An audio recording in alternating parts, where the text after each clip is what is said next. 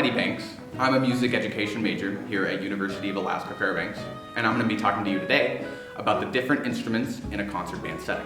Wind instruments consist mostly of two different families. These families are woodwind and brass. Most woodwind instruments require one or two pieces of wood to create vibration and a sound through the instrument. These instruments with wood include clarinets, saxophones, oboe, and bassoon, as well as many others, with the exception of the flute and the piccolo, which require you to blow your air at an angle to the instrument to create a sound. Brass instruments are different from woodwind instruments because they all have a dome-shaped mouthpiece that you must buzz through to create a sound. These instruments also have much less buttons than a woodwind instrument, like the saxophone that you can see here, and will require more use of the mouth to create all the different pitches. These instruments include the trumpets, the cornets, the flugelhorn, the French horn, the trombone, the euphonium, the baritone, the tuba, and many others, ranging from something that can get much larger than this to something that can get a bit smaller than this. There is also a third set of instruments in a concert band setting known as percussion instruments. This family is by far the largest, with several instruments existing, from a small triangle that creates one higher set of pitches, to the marimba, which is a series of wood pieces set up like a piano and creates different pitches like a piano, to the bass drum, which when struck with a large mallet creates a large, boomy, thunderous sound that you can hear all throughout the room. There is melodic instruments, such as the previously mentioned marimba, and instruments similar to the marimba, like the xylophone, the glockenspiel, and the vibraphone. There is also auxiliary percussion, mostly to add texture, ambiance, and rhythm to a given music.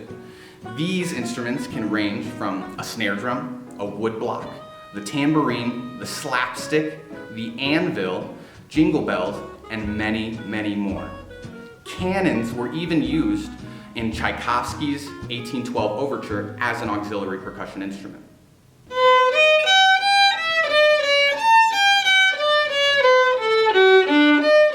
Oh, thank you. I'm so glad you guys are here. I finally stopped practicing Bach. Hey there, my name is Carlos Goria, and I'm a music education major here at University of Alaska Fairbanks. Now that we're done listening to that, let's go ahead and talk about something more exciting. Which string instrument you're gonna play next year? So we are going to talk about the violin here, the glorious violin we have. What's really cool about the violin is that they have one of the highest strings you'll find in the orchestra. Now, for all string instruments, you're gonna find 4 strings in each instrument. For violins, we have, starting with the lowest, G, E, A, and E. Now, the thing that violins are most known for is playing really high notes. So they can play something like. Next, we have the wannabe cello, wannabe violin, the viola. Don't let the viola fool you. It may look like the violin, but there's 2 things that are really different with the viola. First, they actually have a different string the violins do. For their strings, it starts from the lowest, C, next G, D, and then A. That's their highest string. The also key difference with the viola is actually they come in different sizes. You can find violas that are actually really small or really big, bigger than the violin. Violins, they only have about 4 sizes for all. Up next, we have the glorious, beautiful looking cello.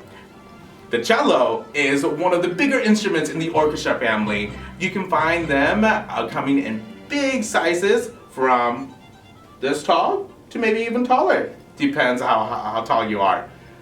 With the cello, same thing. They have 4 strings, but they have them the same as the viola.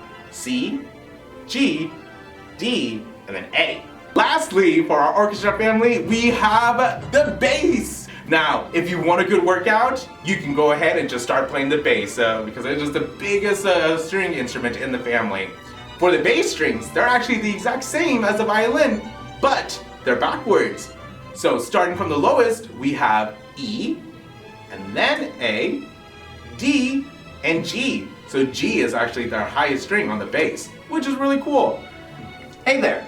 I hope you guys enjoyed this video.